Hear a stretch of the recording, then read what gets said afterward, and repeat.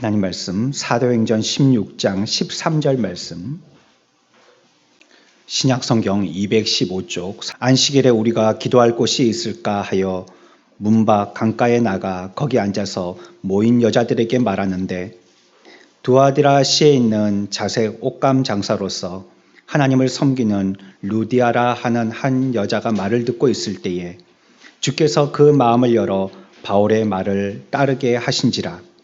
그와 그 집이 다 세례를 받고 우리에게 청하여 이르되, 만일 나를 주 믿는 자로 알거든 내 집에 들어와 유하라 하고 강권하여 머물게 하니라. 아멘. 오늘은 여러 성경에 나오는 신구약의 회심자들 중에서 루디아라는 한 여인에 대해서 같이 생각해 보겠습니다. 루디아가 성경에 나오는 여러 회심한 사람들의 모습 가운데 또 하나의 공통점으로서 우리들에게 확인시켜주는 바가 있습니다. 그것은 이 회심이라는 방법은 진리라는 이 하나님의 말씀을 통하여서 회심자에게 적용되어지는 사건이라는 것입니다. 회심은 우리의 마음에 감동이 있다든지 어떤 뜨거운 열정이 생겨서 그 마음으로 하나님 앞에 내가 하려고 한 나의 삶을 표현해내는 이런 것이라기보다도 진리의 말씀이 내 가운데 있어서 진리의 말씀이 무엇인지를 우리들에게 밝혀 보여주시고, 또한 이 일을 하는 데에 성령 하나님께서 역사하시는 그러한 일들을 회심이라고 얘기하는 것입니다. 복음의 시대를 성령의 시대라고 부릅니다. 저와 여러분들이 지금 복음의 시대를 살고 있습니다. 그런데 이와 같이 불리는 이유가 몇 가지가 있습니다. 하나는 우리가 잘 알고 있는 대로 이적의 은사가 성령님을 통하여서 시작되었기 때문입니다. 그래서 이 시대를 성령의 시대다 이렇게 얘기하기도 합니다. 그리고 또 하나의 이유는 구원이 성령을 통하여서 이루어지기 때문입니다. 아마 짐작하기로는 이 두 가지 이유 때문에 이 시대를 일컬을 때 성령의 시대라고 일컫는 게 아닌가 생각합니다. 정리한다면 은사가 성령으로부터 시작되었고 구원이 성령으로 말미암기 때문이라는 것입니다. 이적의 은사는 이미 목적을 다 성취했기 때문에 종결되었습니다. 그래서 이제 우리가 처음에 생각했던 그와 같은 성령님의 역사는 우리들에게서는 더 이상 나타나지는 않습니다. 그렇지만 두 번째 생각했던 성령님의 내적인 은사는 여전히 종결되지 아니하고 지속되고 있는 것입니다. 모든 인간의 마음은요, 하나님의 지식을 대적하고 자신을 높이려고 하는 불신앙, 그리고 적대감, 그리고 교만한 망상이 존재합니다. 그래서 우리 가운데 있는 이 악한 죄악에 둘러싸여 있는 마음이 어떤 증거로도 굴복하지 않으려고 하고 어떤 설득으로도 거기에 납득하지 않으려고 거부합니다. 그것이 죄악에 둘러싸여 있는 인간의 마음의 본심입니다. 그래서 이 마음을 둘러엎고 새롭게 하는 데는 분명히 어떤 다른 외부적인 영향의 힘이 필요한데, 이 일은 오직 성령님만이 하실 수 있는 일입니다. 성령님이 아니시고서는 우리 가운데 이렇게 죄악으로 둘러싸이는 본심의 죄악된 마음을 깨뜨리고 쇄신시킬 힘이 없는 것입니다. 이것이 성령의 사역이시죠. 저와 여러분들 모든 그리스도인들이 자연인에서 그리스도인으로 회심하게 되어질 때에 이와 같은 사건이 발휘되어야 되는데, 그 일들은 오직 내가 그렇게 믿겠다고 되어지는 것이 아니라 성령이 그렇게 하여 주실 때 우리 가운데 일어나는 놀라운 변화인 것입니다. 성령님은 그래서 우리의 마음에 빛으로 비추어 주시고, 또 우리의 영을 새롭게 하시고, 또 영적으로 생명을 소생케 하여 주시고, 또 눈을 열어주시고 어둠에서 빛으로 사탄의 권세에서 하나님께로 옮기게 하시는 이 일을 성령님이 하시는 것입니다. 이 면에서 오늘 우리가 살펴본 루디아의 회심은 성령 하나님의 인격적인 사역이 아주 잘 묘사되어 있는 사건 중에 하나다라고 생각해 볼 수가 있겠습니다. 우리가 앞에서 보았던 로마의 백부장 고넬료와 또 에디오피아 장관 같은 경우와 같이 이 루디아도 이방인이었지만 유대의 신앙으로 개종한 개종자였습니다. 그리고 그 이전까지 그들이 알고 있던 하나님으로 참된 하나님으로 섬기고 있던 신자였습니다. 루디아에 대한 설명은요, 두아디아 출신이라고 얘기하고 있고요. 빌립보에서 옷감 파는 사람이다라고 얘기하고 있습니다. 우상이 숭배했고 만연한 곳에서 신앙을 지키면서 기도하면서 살았던 예배자 여인, 그 여인을 루디아다 이렇게 우리들에게 설명하고 있습니다. 그 시대는요, 공무원들이 시민들의 공적인 예배를 허락하지 아니하던 시대입니다. 하지만 이 루디아는 그 가운데서도 안식일을 지켰고 늘 하던 대로 다윗과 같이 자기가 하던 이 기도의 열심을 그치지 아니하였습니다.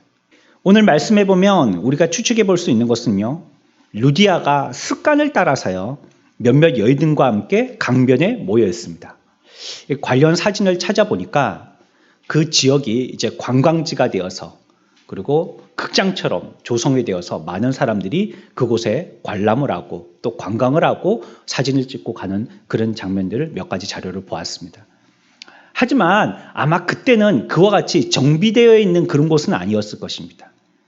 시원한 곳이라든지 나무가를 찾다 보니까 나무는 물 옆에 나무가 자라잖아요. 그러니까 자연스럽게 물이 있는 곳에 가서 시원한 그늘 밑에서 그렇게 뭐 오늘날 우리가 두세 사람이니 뭐 네댓 사람이니 모여서 성경 공부를 하듯이 뭐 구역 모임을 하듯이 그렇게 모여서 여인들끼리 아마 기도회를 하고 말씀을 묵상하는 그런 기회를 가졌던 것 같습니다.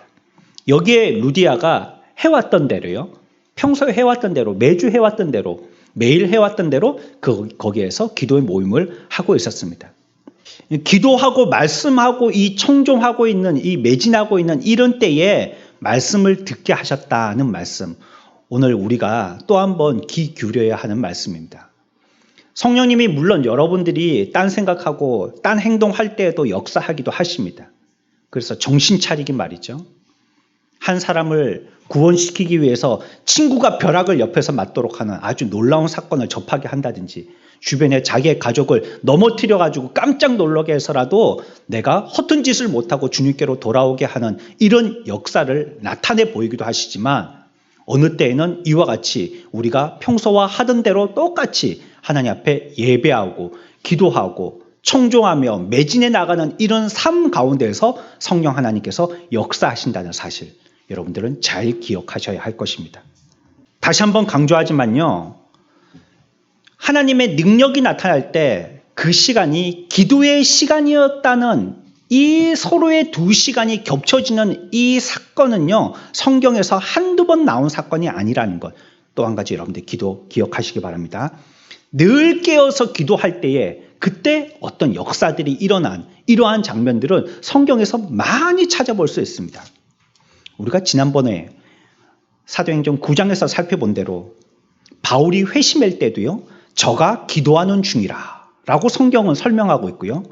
그 뒤에 사도행전 10장에서도요. 고넬료를 구원시킬 때에도 항상 기도하더니 라는 단어를 꼭 그 사람을 설명할 때 부연으로 끼워 넣었더라는 것이에요. 우리 성도들에게 기도는 매우 중요하고 필요한 것입니다. 우리가 기도하지 않는다면 구원에서 그만큼 한 발 멀어지는 것입니다. 그리고 하나님이 성령님을 통하여서 오늘 우리들에게 나타내시려고 하시는 역사에서도 한 발 뒷걸음질하는 것입니다. 그래서 우리들은 어떤 때든지 기도를 양보하는 자가 되어서는 안 됩니다. 어떤 분들은 그렇습니다. 안타깝게도 일이 있어서 기도 못한다고요. 힘들어서 기도 못하고 피곤해서 기도 못한다라고 얘기하기도 하십니다. 그러나 성경은 오히려 반대라고 말씀합니다. 일이 있으면 나와서 기도해야 되고 힘들면 나와서 기도해야 되고 시험 들었을 때 나와서 기도하라라고 성경은 얘기하고 있는 것입니다. 그것은 우리를 넘어뜨리려고 하시는 하나님의 함정이 아니라 우리에게 한 계단 더 오르도록 하게 하시는 하나님의 훈련이시기 때문에 그렇습니다. 그때 기도하십시오. 루디아는 유대교로 개종을 했어요. 유대교는 기독교하고는 다릅니다. 유대교는 아직 메시아가 오지 않았다라고 생각하고 있어요. 지금 또 오실 메시아를 기다리고 있습니다. 그래서 그리스도 예수님을 구세주로 믿지 아니하는 자들입니다. 구약의 하나님, 그 율법의 하나님에 매여 있는 민족 종교입니다. 여기에 루디아는 개종을 해서 이방인이었지만요. 그리고 하나님을 예배했지만 아직 이 루디아는 마음문이 열려서 앞에서 살펴본 고넬료나 또 앞에서 더 살펴본 이디오피아 장관과 같이 마음문을 열고 예수님을 믿었던 회심의 사람은 아니었던 겁니다. 아직 마음의 문이 열려졌지 않아야 있다 하는 증거를 성경에서 우리가 살펴볼 수 있는데 14절 보십시오. 마지막 줄에 보면 주께서 그 마음을 어떻게 했다 했어요? 그 마음을 열었다 했죠. 주께서 그 마음을 열었다 했습니다. 그러면 주께서 그 마음을 열었다고 하셨으면 그 전까지는 그 마음이 어떻게 있단 말이에요? 닫혀 있었다는 뜻입니다. 무서운 말씀입니다. 하나님의 말씀을 그렇게 열심히 연구했던 유대의 율법에 매진하였던 구약의 유대 교인이었지만 그럼에도 불구하고 마음문은 닫혀 있었다는 것이에요. 오늘날로 생각한다면요. 열심히 예배에 참석했는데 회심한 사람은 아니더라는 뜻입니다. 힘써서 종교생활에 많은 시간을 투자하고 몸도 헌신했는데 아직까지 그 사람은 종교인일 뿐이지 구약의 유대교인일 뿐이지 기독교인이 안 됐더라는 말입니다. 아직까지 마음문이 열려져 있지 않더라는 것이에요. 서두에서 제가 설명을 드렸습니다. 인간의 이와 같은 자연인의 죄악된 마음에 꽁꽁 닫혀있는 이 마음의 문을 여는 것은 공부를 많이 하거나 종교에 많은 시간을 할애해서 되는 것이 아니라 무엇으로 된다고 했습니까? 성령님이어야 하실 수 있다 했습니다. 성령님이 아니시면 그 마음에 닫혀있는 옥죄되어져 있는 그 문을 열 자가 아무도 없는 것입니다. 그들의 마음 상태에 대해서 성경은 이와 같이 표현합니다. 고린도전서 2장 14절에서요. 육에 속한 사람은 하나님의 성령의 일들을 받지 아니하나니 이는 그것들이 그에게는 어리석게 보이며 또 그는 그것들을 알 수도 없나니 그러한 일은 영적으로 분별되기 때문이라. 아멘. 뭐라고 얘기하고 있습니까? 육에 속한 사람은, 육신에 속한 사람은, 다시 얘기하면 오늘 14절의 표현대로 하면 루데아와 같이 아직 마음의 문이 열려져 있지 않고 닫혀 있는 사람은 뭘 받지 않는다고요? 성령의 일을 받지 아니하나니. 성령이 하시는 일들에 대해서 받지 않고 자기가 해왔던 율법의 질서에 따라서만 행동하더라는 것입니다. 이는 그것들이 그들에게는 어떻게 보이기 때문이라고요? 어리석게 보이기 때문입니다. 성령의 인도에 대해서 어리석게 보이기 때문에 성령의 인도를 따르지 아니하고 자기가 안전하다고 생각했던 지금까지의 율법의 의식에 매여 살더라는 것입니다. 또 그것은 그렇게 살다 보니까 그 성령이 하시는 일들은 알 수도 없더라. 경험해보지 않으니까 알 수도 없는 것이죠. 성경을 공부해서 아는 게 아닙니다. 만약에 그래서 알 것 같으면 성경에 대해서 많이 책을 읽은 사람은 하나님을 잘 믿는 사람이게요. 꼭 그런 것은 아닙니다. 물론 도움이 되긴 하지만 꼭 그렇게 연결되는 것은 아닌 거예요. 회심하지 못한 닫힌 마음의 상태는요. 무지라는 장애물이 가로막고 있는 것입니다. 제가 이제 몇 가지 닫혀있는 마음의 상태에 대해서 성경을 찾으면서 여러분들에게 살짝 말하고 넘어가겠습니다. 우리의 마음의 상태가 어떠하였는지를 여러분들도 한번 검사해 보시기 바랍니다. 사도행전 28장 26절에 보면 찾지 말고 들으십시오. 너희가 듣기는 들어도 도무지 깨닫지 못하며 보기는 보아도 도무지 알지 못하는도다 라고 얘기하고 있습니다. 들어도요 깨닫지 못하고 보아도요 알지 못한다는 거예요. 아무리 얘기하고 아무리 보여줘도 그 사람이 깨닫지도 못하고 알지도 못한다는 겁니다. 마음의 문이 닫혀있을 때는 이와 같이 무지라는 장애물이 우리 마음을 딱 가로막는 것입니다. 또한 로마서 8장 7절에서는요. 육신의 생각은 하나님과 원수가 되나니 이는 하나님의 법에 굴복하지 아니할 뿐 아니라 할 수도 없음이라. 육신의 생각은 하나님과 뭐가 된다고요? 원수가 된다 했습니다. 하나님과 원수가 된다 했습니다. 닫혀있는 자연인의 회심되지 못한 그런 마음에는요. 하나님의 말씀을 거부하는 적대감이 있는 것입니다. 교회와 싸운 적도 없고요. 언제 내가 교회에 돈을 빌려줘가지고 떼인 적도 없는데요. 그 교회에서 하는 거는 미운 거예요. 예수 믿는 사람들이 뭐 하다 하면 그게 그렇게 미운 거예요. 그 사람들이 뭘 모임을 한다 그러면 그렇게 미운 거예요. 닫혀있는 마음의 상태는요, 어쩔 수 없이 하나님과 원수가 되는 육신의 생각을 갖기 때문에 그렇습니다. 성경은 그것을 이미 우리들에게 얘기하고 있어요. 시편 10편 4절에서는요. 악인은 그의 교만한 얼굴로 말하기를 여호와께서 이를 감찰하지 아니하신다 하며 그의 모든 사상에 하나님이 없다 하나이다. 자기 스스로 생각하기에 하나님이 어떻다고 한다고요? 없다고 한단 말이에요. 하나님이 어디 있어 이 세상에? 하나님이 어디 있어? 자기가 열심히 성실히 살아. 최선을 다해서 살아. 그러면 그대로 대가가 세상으로부터 올 거야. 그거는 네가 열심히 했기 때문이지 하나님이 도우셨기 때문이 아니야. 네가 열심히 했기 때문이야. 그러니까 하나님 괜히 쓸데없는 시간에 위로받고자 거기 찾아다니면서 시간 낭비하지 말고 그 시간에 좀 더 너 자신을 개발해. 좀 더 너 열심히 해. 그리고 하나님이 없다 하는 겁니다. 뭐 한 거예요? 교만한 겁니다. 닫혀있는 마음은요. 교만으로 가득 차게 됩니다. 그래서 이 사람의 마음은요. 세상에 별로 두려울 게 없는 사람입니다. 자기가 알고 있는 지식에 모여서요. 내가 당신보다 더 알고 있다 해서 이렇게 내려다보려고 하고 있습니다. 우리 교만한 사람이 되면 안 됩니다. 예수 잘 믿는 사람은요. 겸손한 사람입니다. 그 사람이 예수 잘 믿는가 못 믿는가 보려면 교만한가 겸손한가 보면 됩니다. 우리가 믿을수록 우리의 마음 문은 열려서요. 겸손한 자가 되는 건데 그렇지 아니한 자는 이와 같이 하나님 없다라고 하면서 자기가 유아독존 이 세상에 혼자뿐이고 자기가 질서고 법인 줄 알고 모든 것을 잘 판단한다라고 생각하고 교만을 부리는 것입니다. 예레미야 2장 25절에서는 내가 또 말하기를 내 발을 제어하여 벗은 발이 되게 하지 말며 목을 가라게 하지 말라 하였으나 오직 너는 말하기를 아니라 이는 헛된 말이라 내가 이방 신들을 사랑하였은즉 그를 따라 가겠노라 하도다. 뭐라고 얘기한다는 거예요?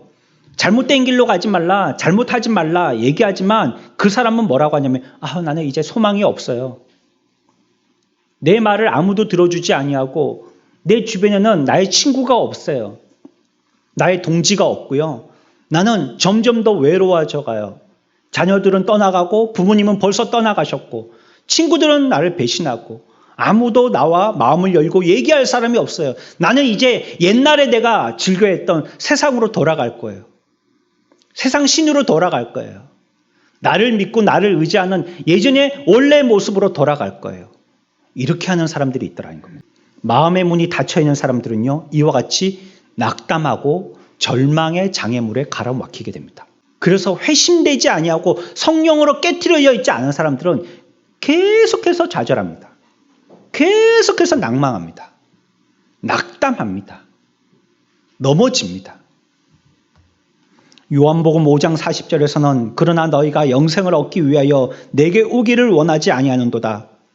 여기에는 우리가 내게 오기를 원하지 아니한다 했어요. 뭐 하는 것이에요? 안 가 이렇게 하는 겁니다. 안 가. 와 했더니 안 가 이렇게 얘기하는 겁니다. 영생이 있음에도 불구하고 안 간다는 겁니다. 뭐 하는 거죠? 반항하는 겁니다. 하나님이 이렇게 하면 나에게 벌을 내리실 것 같지만 반항하는 겁니다. 언제 그런 인터뷰를 듣고 소름 돋았던 적이 있습니다. 연쇄살인범인데요. 그 사람이 인터뷰하면서 그랬어요. 나는 그러고 싶지 않은데 내 속에 있는 뭐 어떤 목소리가 자꾸 그렇게 하라고 얘기한다고. 나는 이제 더 이상 사람을 죽이고 싶지 않은데 내 속에 있는 누군가가 자꾸 죽이라고 한다고. 그래서 나도 한 사람, 두 사람 죽이다 보니까 나중에 정신 차려보니까 그게 두 사람이 됐고 세 사람이 됐다고. 나도 왜 그랬는지 모르겠다고. 성령의 사람이 되지 못하면요. 우리 속에 이와 같이 내 속에 있는 이 반항이라는 감정이 이제 사탄마귀에게 팔린 자가 되고 마는 것입니다. 마가복음 4장 19절에서는요. 세상의 염려와 재물의 유혹과 기타 욕심이 들어와 말씀을 막아 결실하지 못하게 되는 자요라고 얘기하고 있습니다. 닫혀있는 마음은요. 세속적인 마음이 장애를 일으킨다는 것입니다. 세속의 마음이 가득 찬다는 것입니다. 또 잠언 6장 10절에서는 게으름이 우리에게 장애가 된다라고 얘기합니다. 또 다른 성경에서는 사악한 욕망과 타락한 습관이 장애가 된다라고 얘기하고 있습니다. 그러니까 닫혀있는 마음은요. 곧 세상 사람들의 마음인 거예요. 세상의 마음인 것입니다. 게으르고 타락하고 욕망에 사로잡혀 있고 그 사람의 마음은 반항하고 낭망하고 좌절하고 교만하고 적대하고 무지하고 이런 마음의 상태가 마음의 문이 닫혀 있는 상태, 곧 오늘 우리가 보고 있는 루디아의 회심되기 이전의 상태라는 것입니다. 그냥 겉으로 보기에는 신사 같고 젠틀하고 하지만 그 마음의 문은 철저하게 닫혀 있어서 철저하게 세속적이에요. 너무나도 세속적인 것입니다. 너무나도 인간적인 것입니다. 너무나도 자연인의 모습에 그대로 모습을 갖추고 있는 것입니다. 이런 장애 때문에 그 사람의 마음의 문이 닫혀 있기 때문에요. 진리를 받지 못하는 것입니다. 우리의 마음에 그런 상태가 되어 있기 때문에 우리가 성령님을 받아들이려고 하지를 않는 것입니다. 계속 진리와는 받아들이지 아니하고 전투하고 부딪히는 것이죠. 그래서 앞에서 성경을 찾아본 대로 들어도 깨닫지 못하는 것입니다. 보아도 알지 못하는 것입니다. 전부 다 자해석하죠. 아, 저거는 저래서 그래. 이거는 이래서 그래. 성경이 분명하게 말씀함에도 불구하고 그 말씀에 수용하려고 하지 않고 자기 나름대로 해석하는 것입니다. 여러분, 루디아처럼 경건한 자라 할지라도요, 성령님의 깨닫게 하시는 은혜가 없다면요, 무지해지는 겁니다. 그리고 자기의 선입견에 둘러싸여가지고 복음을 영접하지 못하는 자가 되는 것입니다. 율법으로 흠없고 엄격한 삶을 살았던 한 인물을 우리는 앞에서 살펴보았습니다. 바리새인이었던 바울입니다. 얼마나 성경에 대해서 능한 사람이었습니까? 가르칠 정도의 사람이었습니다. 하지만 그 사람이 변화되기 전에는 진리를 대적하는 사람이었습니다. 자기가 가지고 있는 선입견에 똘똘 뭉쳐 있어서 모든 것을 자의식대로 해석했습니다. 이거는 옳아.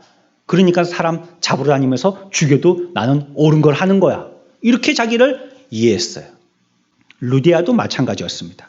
이런 점에서 볼 때는요, 현대의 많은 신앙 고백자들이요, 이와 같은 자들임을 짐작할 수 있는 것입니다. 오늘날 신앙생활 한다고 교회를 다니고 있는 저와 여러분들이지만 그럼에도 불구하고 우리들은 다친 마음의 상태로서 회심되기 전에 바울과 같이, 회심되기 전에 루디아와 같이 이와 같이 열심을 가지고 종교적인 모임에는 참석하는데 그 마음이 철저하게 닫혀 있어서 자기 중심의 삶을 얼마든지 살더라는 것입니다.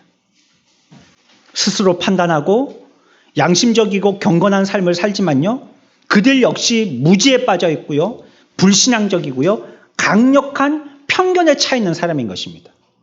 하나님의 말씀에 순종하고 그 말씀에 먹히려고 하는 사람이 되지 않더라는 것입니다.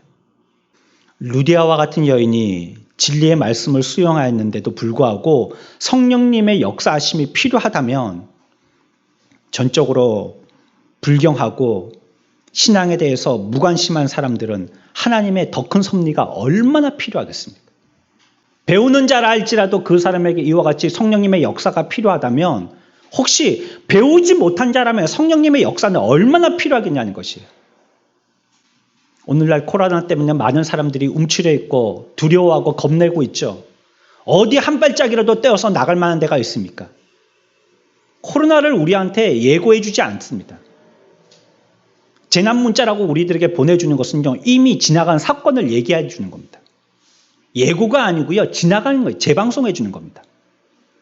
그 장소에 내가 같이 있었다라면 나도 당장에 가서 검사 받아야 되는 거예요. 그 사람들이 어떤 경로로 어떻게 갔는지를 모르는 것이에요. 성령님의 은혜가 아니고서는 우리를 지키고 보호하심이 없어서는 우리가 어디 가서 안전하다라고 얘기할 수 있겠어요. 그렇다고 여러분들이 대문 밖에 나가지 않을 수 있습니까? 시장 가서 장을 봐와야 될 거 아니에요. 쌀을 사와야 될 거 아니에요. 택배라도 받아야 될 거 아니에요. 어떻게든지 접촉하지 않을 수 없는 거예요. 그러면 내가 위생생활 잘한다고요? 집에 들어와갖고 마스크 쓰고 가만히 앉아 있는다고요? 그런다고 그것이 안전에 지켜지는 것이 아니에요. 성령님의 은혜가 아니면, 성령님의 보호하심과 지키심이 아니고서는 우리가 안전하다라고 어떤 곳에 간다 할지라도 그것이 결코 안전한 곳이 아닌 거예요. 성령님의 간섭은 우리들에게 필요합니다. 이 시대에 많은 사람들이 오늘날의 현대인이 예수를 믿을 때 지적으로 많이 치우치는 면들이 있습니다. 알기를 위해서 그 면으로 많이 치우치는 면들이 있어요. 그러나 안타까운 것은 그럼에도 불구하고 성령님의 인도를 받는 데는 너무나도 부족하다는 것입니다. 목사님 어떤 책을 읽어야 되죠? 어떤 공부 코스에 들어가야 되죠?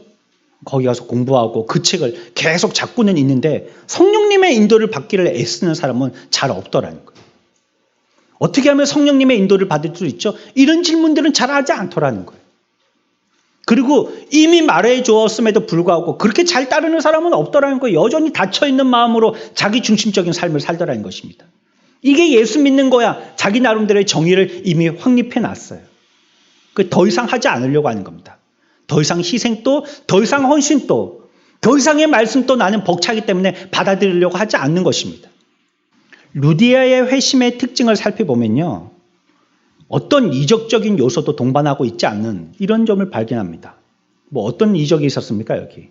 이적이 없었어요. 뭐 바울처럼요. 길을 가다가 막 빛을 봐가지고 이게 무슨 빛이야, 무슨 소리야 이러면서 눈이 깜깜해지고 며칠 동안 앞을 못 봤다든지 그래가지고 선지자의 기도를 통해서 눈이 열렸다든지 이런 기적이 없어요, 루디아는. 그냥 성경 공부 모임에 물가에 앉아서 기도회 하고 있는데 바울을 만나서 거기서 회심하게 되어지는 장면입니다. 루디아의 회심의 특징은 모든 참된 회심자들이 갖고 있는 회심의 특징과 동일한 모습을 보여주고 있는 것입니다. 그래서 우리가 너무 특별한 걸 요구해서도 안 돼요. 오늘 설교 말씀 루디아 하면 딱 그 얘기지 뭐. 아유 오늘 내가 다 아는데 뭐 그 얘기 뭐. 뭐 쩍하면 입맛이라고 뭐 그거나 다 아는 지금 교회 학교 때부터 내가 몇 번을 들었는데 내가 설교해도 그만큼 하겠다. 마음을 딱 닫아서는 안 되는 거예요. 하나님의 말씀은 어쩜 우리가 알고 있는 일반적인 진리입니다. 특별한 걸 들으려고 하다 보니까 자꾸 이상한 데로 빠져나가는 거예요. 성경은 뭐라고 얘기하죠? 한 여자가 듣고 주께서 그 마음을 열어 바울의 말을 따르게 하셨다. 이렇게 얘기하고 끝납니다.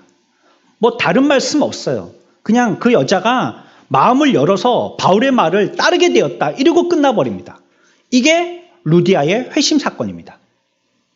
그러나 우리는 여기서요. 회심에 꼭 필요한 본질적인 요소가 있다는 그 두 요소를 발견해야 됩니다. 회심에는요. 이 요소가 분명히 필요한 거예요. 한 가지는 무엇이냐면요. 한 여자가 듣고 주께서 그 마음을 열어 바울의 말을 따르게 하셨다. 이렇게 얘기하고 있죠. 한 가지는요. 마음을 여시는 분이 있는 거예요. 마음을 여시는 분. 지금까지 루디아는 마음이 열려 있었다고요? 닫혀 있었다고요? 닫혀 있었어요. 뭐 하고 있었어도요? 기도하고 있었고 성경 공부하고 있어서도 마음은 닫혀 있었어요. 그 마음에 예수님을 인격적으로 영접하지는 않은 거예요. 그냥 율법적으로 교회 오라니까 가고 성경 공부하라니까 하고 뭐 무슨 일을 하라니까 그거 순종한답시고 하긴 했지만 마음의 문은 열려 있지 않더라는 것입니다. 닫혀 있어서 그냥 종교인이었었어요. 그런데 누군가의 힘에 의해서 열리게 됐다는 겁니다. 앞에서 설명드렸습니다.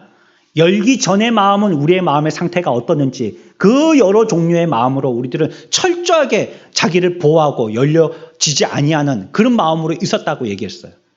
누군가가 밖에서 열어줘야 했는데 그것이 우리가 회심되어질 때 꼭 필요한 한 가지 요소인 성령님의 역사라는 것입니다. 성령님의 역사가 없이는요 우리가 회심될 수가 없다는 거예요. 이게 회심의 중요한 한 요소입니다. 또 한 가지의 수단을 얘기하시죠. 뭐라고 얘기합니까? 마음을 열어 누구의 말을 듣겠다고요? 바울의 말을 듣겠다는 것입니다. 회심될 때는요. 성령께서 마음의 문을 열어주시는 역사도 있어야 되지만 또 그가 회심되어지는 본질적인 것은요. 그 말씀이라는 거예요. 하나님의 말씀이 그 사람을 변화시키는 것입니다. 교회 오라고요. 교회 오라고. 교회 와서 예수 믿으라고. 예. 교회 오라고 하는 것은 말씀을 듣게 하기 위한 방법입니다. 교회 왔다고 구원받는 건 아닙니다. 어쩌면 이 중에서도 구원받지 못한 분이 계실런지도 모릅니다. 속히 예수를 그리스도로 영접하시기를 축원합니다. 여러분들이 병원 가갖고 여러분들이 안내데스크에 가서 접수한다고 병이 다 낫던가요?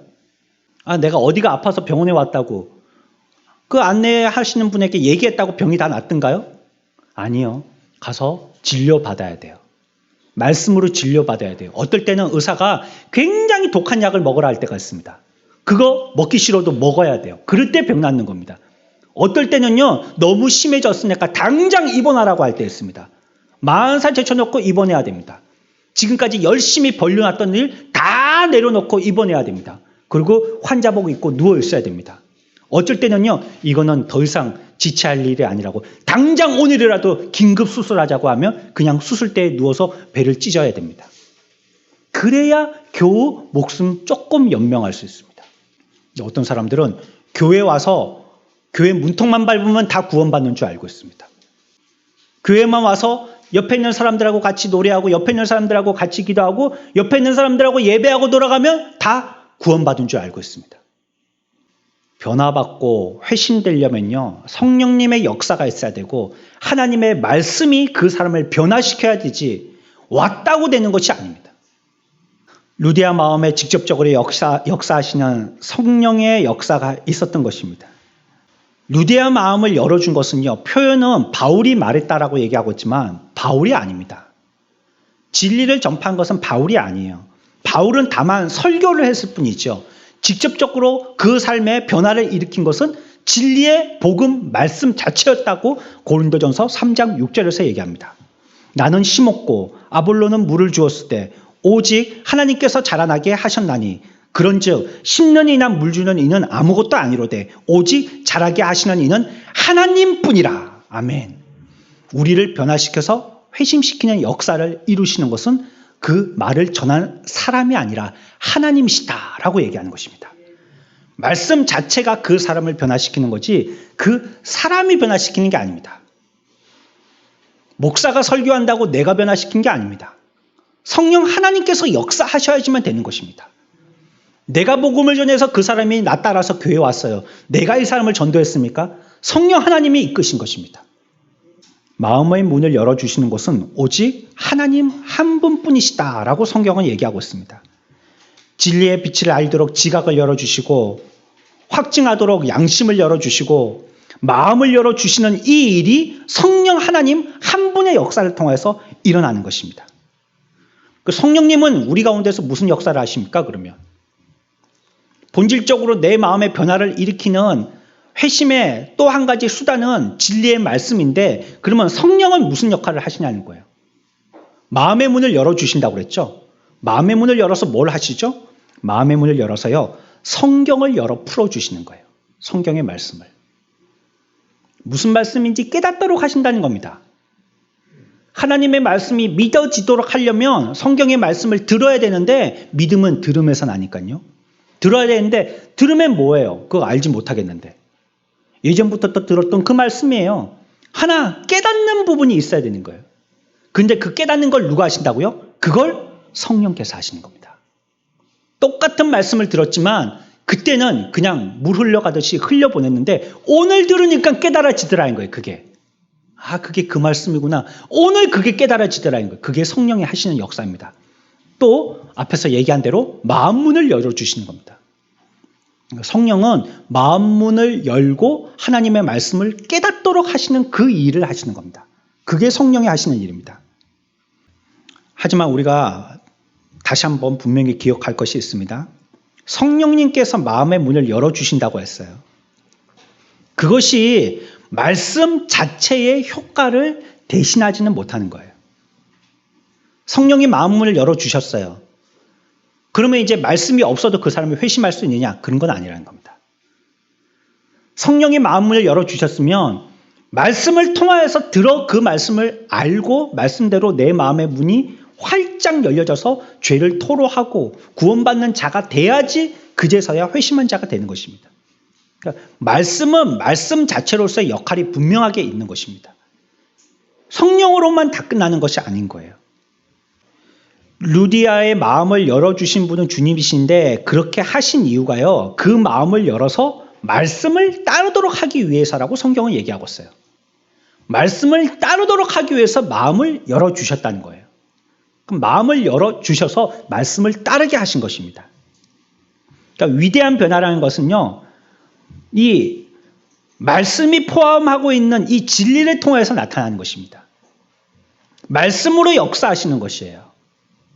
그래서 개혁주의 이후에는요, 종교개혁이 일어나서 이 말씀의 그 중요성이 어떤 것인지 깨달은 다음부터는요, 말씀에 많은 비중을 주게 되었습니다.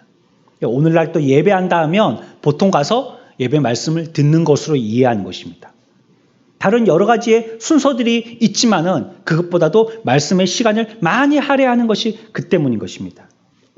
말씀이 역사하시기 때문이죠. 베드로전서 1장 23절에서 너희가 거듭난 것은 썩어질 씨로 된 것이 아니요 썩지 아니할 씨로 된 것이니 살아있고 항상 있는 하나님의 무엇으로 되었다고요? 말씀으로 되었느니라 라고 얘기하고 있습니다. 거듭나는 것은 말씀으로 되는 것입니다. 이처럼 우리가 루디아의 회심을 통해서 살펴본 대로요. 성령께서 가운데서 중재 사역을 하시고 또 수단으로 말씀이 서로 깊은 관련이 되어질 때 그때 회심이 일어난다는 것을 우리는 확인해 볼 수 있습니다. 마음문을 여시고 바울의 말을 듣게 하였더라. 성령께서 마음의 문을 열어주시고 진리의 말씀이 그를 변화시켰더라. 그걸 얘기하고 있는 겁니다. 회심되게 되기 위해서는 이 두 가지의 수단이 반드시 사용돼야 된다는 것을 얘기하고 있습니다. 루디아는 그 다음에 어떻게 했습니까? 핍박과 수치를 당하는 도시였죠. 하나님을 믿는 자에게는 그와 같이 페널티가 있는 그런 도시였었습니다. 하지만 그 가운데서 루디아는 세례를 받았습니다. 그리고 믿음을 고백하고 그리스도에게 자신을 복종하는 삶을 살았습니다. 세례를 받자마자 어떻게 했습니까? 15절에 만일 나를 주 믿는 자로 알거든 내 집에 들어와 유하라 하면서 사도들을 자기의 집으로 초청했습니다. 그녀의 믿음은 한마디로 그리스도와 그의 종들을 사랑하는 믿음이었다라고 15절에서 우리들에게 얘기하고 있습니다. 또 그리스도의 사역을 위해서 자기의 집을 할애할 만큼 희생할 줄 아는 믿음의 사람이었다라고 우리들에게 시사합니다. 여러분들 교회 와서 섬김 받으려고 하지 마십시오. 교회에서는 서비스 받는 곳이 아닙니다. 또 여기서는 여러분들에게 무엇인가를 지식 전달해주는 그런 여론터가 아닙니다. 그리고 여기서는 형제를 사랑해야 됩니다. 서로 경쟁하지 마십시오. 서로 도우십시오. 주님께서 우리들을 불쌍히 여기신 것처럼 여러분들도 옆에 있는 형제들을 불쌍히 여기십시오. 내가 하나님 앞에 1만 달란트를 탕감받은 것처럼 저들의 잘못과 실수를 용서해 주십시오. 내가 주목받지 못한다고 할지라도 주님 앞에 바르게 쓰임받는다면 그것을 기쁨과 감사함으로 여기십시오. 그게 루디아와 같은 신앙의 삶인 것입니다. 잠시 내가 기분 나쁜 그것이요. 성령님과 내가 동행하는 것보다 더 중요하지 않은 거예요. 그러니까 잠시 기분 나쁘셔요. 그래 잠시 기분 상하세요. 그래서 성령과 함께 할 수 있다면 말이죠. 그래서 자기의 믿음을 지킬 수 있다면 말이죠. 그리고 조금 마음 상하고 지나가셔요. 그럼에도 불구하고 성령이 나와 함께 하신다면 말이에요. 그리스도로 말미암아 새 생명을 얻게 된 교회 안에서조차 우리가 권위를 부리고 직분을 계급처럼 생각하고 일하기보다는 시키기를 좋아하고 서로 끼리끼리 모여서 연약한 믿음의 사람을 따돌리고 서로 수군거리고 말씀을 자기 구매에 맞게 골라 듣고 시기하고 또 자기는 어떤 열등감과 좌절에 빠지고 하나님을 우선시하지 않고 자기를 우선시하는 이런 자기의 이익을 앞세우는 자가 되지 마십시오. 성경은 우리들에게 우리의 고백은 오직 한 가지뿐이라고 얘기하고 있습니다.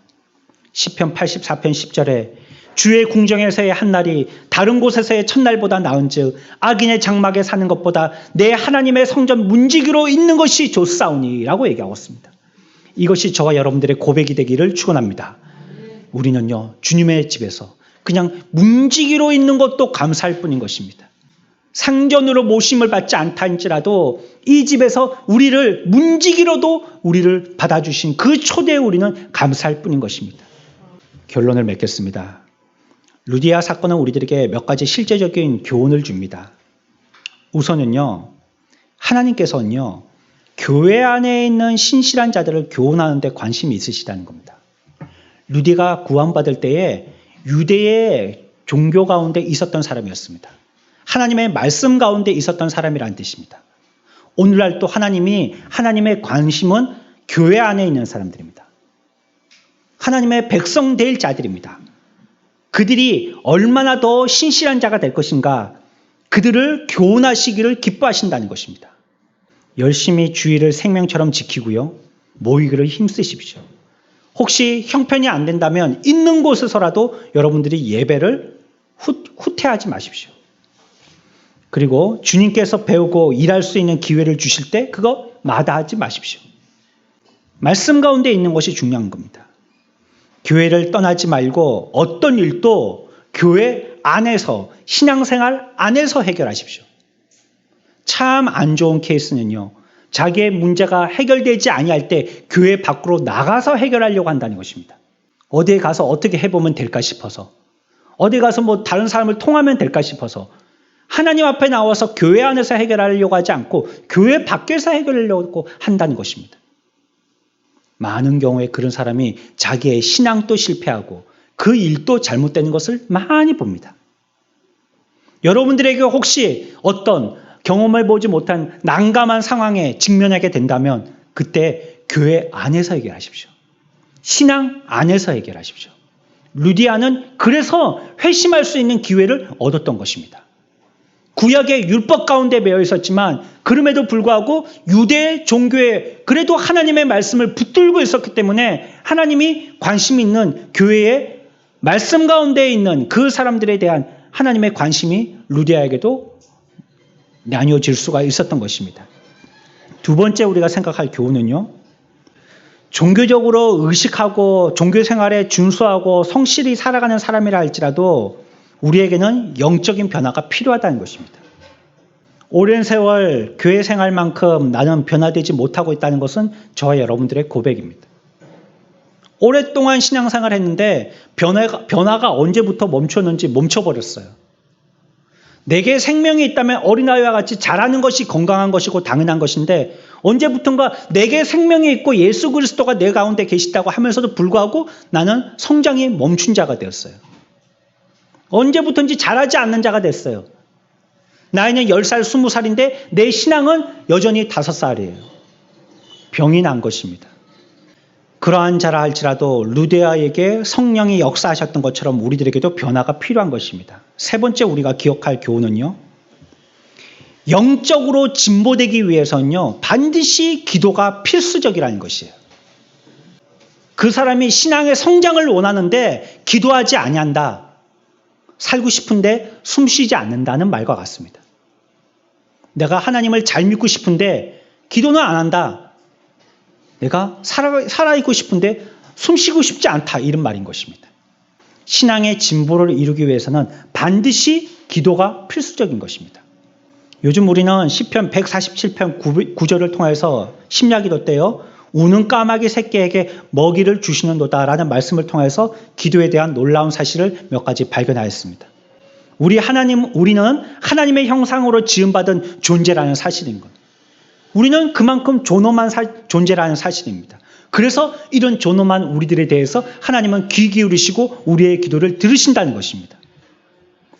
까마귀 새끼는 본능적으로 구하지만요, 우리들은 하나님의 형상을 입고 있기 때문에 우리의 영적인 필요가 무엇인지 우리는 안다는 거예요. 까마귀는 먹을 것만을 구하지만 말이에요, 우리는 영적인 것을 구한다는 거예요. 영적으로 내가 살아야지 내 육신도 살 줄 알기 때문에, 그렇기 때문에 내게 영적으로 필요한 것이 무엇인지 안다는 것입니다. 까마귀는 울도록 명령받은 적이 없어요. 하지만 성경에서는요, 주님은 우리가 기도하도록 초대하셨다라고 얘기하고 있습니다. 이게 얼마나 귀한 일입니까? 내가 가도 우리를 박대하신다면 가나마나한 일인데 우리가 갔더니 우리를 초대하셨다니 말이에요. 이게 얼마나 귀한 일입니까? 그러니까 주님은 우리를 기도하라고 초대하셨다는 것입니다. 또 마지막으로요, 까마귀는요 혼자 웁니다. 먹고 싶을 때 지가 깍깍깍깍 하고 울고 맙니다. 하지만 우리는 기도할 때 혼자 기도하는 것이 아니라 우리와 함께 성령 하나님이 함께 하신다는 것입니다. 내 기도하는 그 기도를 성령께서 함께 들으시고 지지하신다는 것이죠. 그러니 우리들에게 신앙의 진보를 이루기 위해서는 기도하지 아니할 수 없는 것입니다. 반드시 기도해야 되는 것입니다. 네 번째로 우리가 이 말씀을 통해서 얻을 교훈은요, 회심의 사건에는 성령과 말씀이 잘 협조를 이루어야 된다는 것입니다. 어떤 곳에서는 성령만을 얘기하는 데가 있습니다. 어떨 때는 이제 성령의 시대는 지나갔어, 말씀만을 얘기하는 데가 있다는 거예요. 하지만 우리가 루디아의 회심의 사건에서 살펴봤지만 성령의 열어주심도 필요하고 그 사람을 변화시킬 진리의 복음의 말씀도 필요한 것입니다.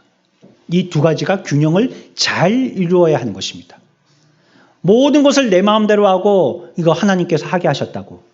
그리고 또 엎드려서 기도합니다. 하나님 도와달라고. 언제 그 일을 하라고 했어요? 하나님이 언제 그 일을 하라 했냔 말이에요. 해놓기는 자기가 다 해놓고 마지막에 뒷정리는 하나님 보고 해달라는 것입니다. 그리고 말씀에서 확인해보지도 않았어요. 하나님의 말씀이 그 사람을 정지, 스톱 명령하셨음에도 나는 직진이야 하고 그냥 파란불인 듯 출발하는 것입니다. 말씀으로 한번 검증해보지도 않았어. 기도해서 성령의 응답도 못 들었어. 그리고는 우리가 신앙생활을 하고 있는 것이에요. 그러지 말아야 될 것을 오늘 루디아의 회심을 통해서 우리들에게 교훈한다는 것입니다. 마지막으로 한 가지만 더 교훈을 우리들이 생각해 보겠습니다. 여러분들이 회심된 자가 되었다면 사역자들에게 감사하면서 대접하라는 것입니다. 이거는 저희 목사를, 이 집목사를 잘 먹여라는 뜻이 아닙니다. 이 대접은 여러분들에게 복이 되라는 것입니다. 루디아가 복받는 회심자가 된 것은 이와 같이 그를 구원시킨 사역자들을 잘 대접하였어요. 우리가 구약의 아브라함도요, 하나님의 사자를 잘 섬겨서요, 그들에게 이삭이라는 자식을 선물로 받은 사건을 우리는 알고 있습니다. 다비다는요, 베드로를 예수님처럼 섬겼다라고 얘기하고 있습니다. 브리스길라와 아굴라는 바울에게 모든 것을 제공하면서 충성하여 복을 누린 자였습니다. 주의 사역자가 일하게 되려면 이와 같은 성도들이 뒤에서 뒷받침한 것입니다. 뭐가 필요한지, 무엇으로서 지지해야 되는지, 무엇이 힘든지, 무엇을 신나게 하고 계신지 잘 알고 여기에 대한 제공은 전부 다 성도들이 했다는 것입니다. 주의 종의 필요를 채워서 사역의 길을 평탄케 한 자로 성경에 길이 남아있는 복된 주인공들이 되었다는 것입니다. 양의 탈을 쓴 이리와 같은 지도자도 있습니다. 지도자 같은데 양의 탈을 썼어요. 근데 속은 일이에요. 성경이 그런 거짓된 지도자가 있다고 얘기하고 있어요. 그러나 그들을 여러분들이 심판하지는 마십시오. 그 심판에 대해서 경책할 분은 오직 하나님 한 분뿐이십니다. 오히려 여러분들이 그러다가 하나님이 원치 아니하시는 여러분들의 방법으로 하다가 여러분들이 오히려 화의 대상, 진노의 대상이 될 수 있습니다. 하나님의 종이기 때문에요. 우리가 부르듯이 하나님의 간섭할 바인 겁니다. 하나님이 처벌할 뿐이에요. 하나님께서 쓰실 사람이에요. 그러면 하나님이 복을 내리시고 하나님이 처벌할 자는 하나님이 화를 내리실 것입니다. 오늘 우리 루디아의 말씀을 통해서 몇 가지 교훈을 얻었습니다. 처음에 제가 설명드렸던 것은 이 시대가 성령의 시대라는 것을 설명드렸습니다. 성령의 마음문을 열어주시지 아니하는 자연인의 마음의 상태는 어떠하였는지 설명을 드렸습니다. 그럼에도 루디아는 이와 같이 유대의 종교성을 갖고 있었음에도 불구하고 닫힌 마음의 사람이었지만 바울이라는 사람을 통해서 그 마음의 문이 열려지고 말씀을 받아들인 자가 되었다 하였습니다. 그리고 우리가 생각했던 이와 같은 한 5가지의 교훈들을 우리가 얻게 되었습니다. 여러분들, 이 시대를 살아가면서 우리가 매주같이 예배하고 사랑하는 성도들과 매주같이 모여서 함께 기도하고 찬송하지만 우리가 혹시 회심하기 이전에 루디아와 같은 삶을 살고 있지는 않은지 자신의 삶을 되돌이켜 봐야 되겠습니다. 그리고 오늘날 우리들에게 필요한 것이 있다면 지금 이 시간에 예배가 마치면 못했으니까 다음 주가 있겠지라고 기약하기보다도 이 시간을 통해서 성령님께서 함께하여 주시기를, 오늘 들은 이 진리의 말씀이 나를 깨트리고 변화시켜서 자연인의 닫혀있는 마음의 상태가 아니라 이제 완전히 하나님 앞에 성령으로 통해서 열려있는 마음의 자가 되어지도록 성령님께 구하는 자가 되어야겠습니다. 그래서 저와 여러분들이 루디아와 같이 회심된 자로서 또 회심되고 기쁨으로 신앙생활 잘하는 성도가 되었던 것처럼 이 시대에 루디아와 같은 신앙의 삶을 사는 저와 여러분들의 복된 삶들이 다 되어지시기를 축원합니다.